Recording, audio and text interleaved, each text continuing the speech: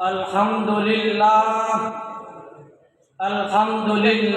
وحدہ والصلاة والسلام علی من لا نبی بعدہ اما بعد فاعوذ باللہ من الشیطان الرجیم بسم اللہ الرحمن الرحیم یا ایہا الذین آمنوا لا ترفعوا اصواتکم فوق صوت النبی صدق اللہ العظیم وقال النبی صلی اللہ علیہ وسلم ان الہدى الصالحات والسمت الصالحات والاقتصاد جزء من 25 جزءا من النبوة او کما قال علیہ الصلاة والسلام۔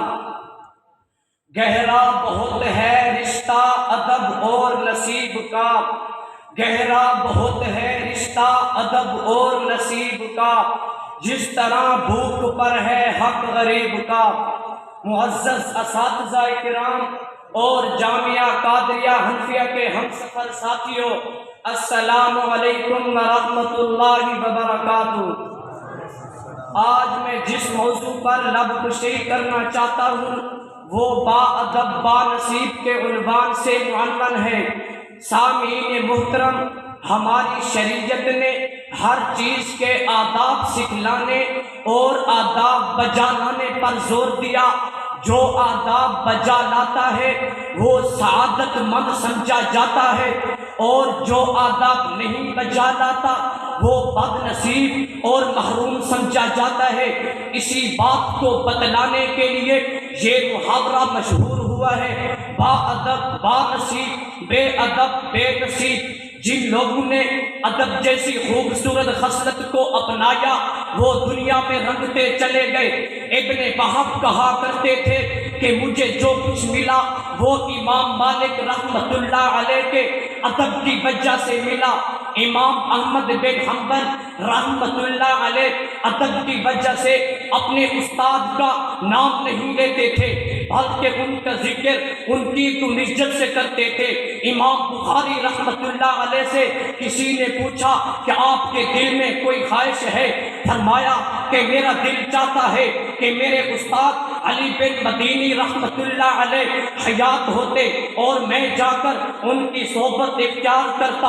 امام ربی رحمۃ اللہ علیہ فرماتے ہیں کہ مجھے اپنے استاد امام شافعی رحمۃ اللہ علیہ کے سامنے کبھی پانی پینے کی جرت نہ ہوتی تھی۔ امام شافعی رحمۃ اللہ علیہ فرماتے ہیں کہ میں ادب کی وجہ سے کتاب کے ورق آہستہ اٹھاتا کہ کہیں میرے استاد کو اس کی آواز نہ سنائی دے۔ میرے دوستو، اسلامی تاریخ اس طرح کے بے شمار واقعات سے بھری پڑی ہے۔ ادب اتنا بڑا عمل ہے کہ اللہ رب العزت نے اپنی کتاب قرآن مقدس کے اندر ایمان والوں کو خطاب کر کے فرمایا یا ایھا الذین آمنوا لا ترفعوا اصواتکم فوق صوت النبی، فرمایا اے ایمان والو میرے نبی کی بے ادبی نہ کرو، کہیں ایسا نہ ہو کہ تم بے ادبی کر بیٹھو اور تمہارے سارے اعمال ختم ہو جائیں اور تمہیں اس بات کا علم ہی نہ ہو۔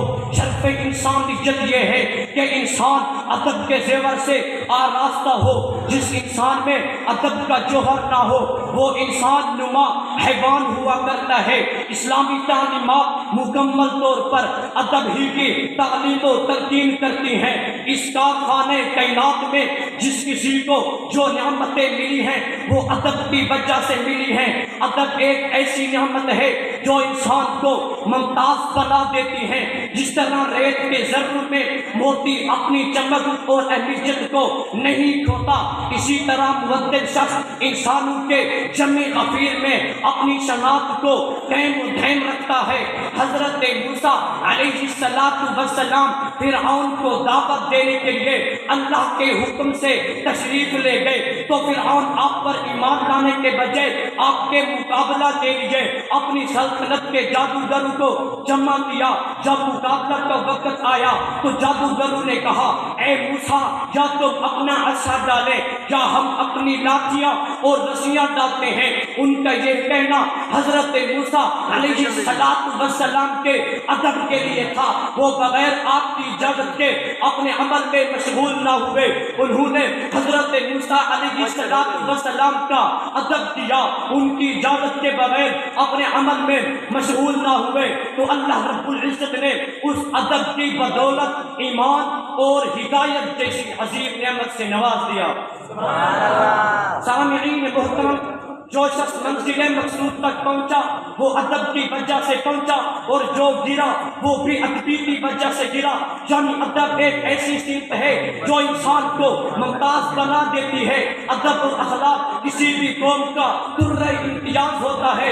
इस्लाम ने वज़ाहत के साथ हर रिश्ते के हुकूक बयान फरमाए हैं, जिनमें सरपरस्त वालिदैन के हुकूक और उनका अदब रखना है। नौजवान नस्ल माशरे के हर हर से प्यार करे, इंसानी इज्जत की खिदमत को अपना शिआर बने। बुजुर्गों, दोस्तों, वालिदैन की खिदमत को अपना अव्वलीन फरीज़ा समझे। दुआ है कि अल्लाह रब्बुल इज्जत हम सबको इन इस्लामी तालीमात पर अमल करने की तौफीक नसीब फरमाए।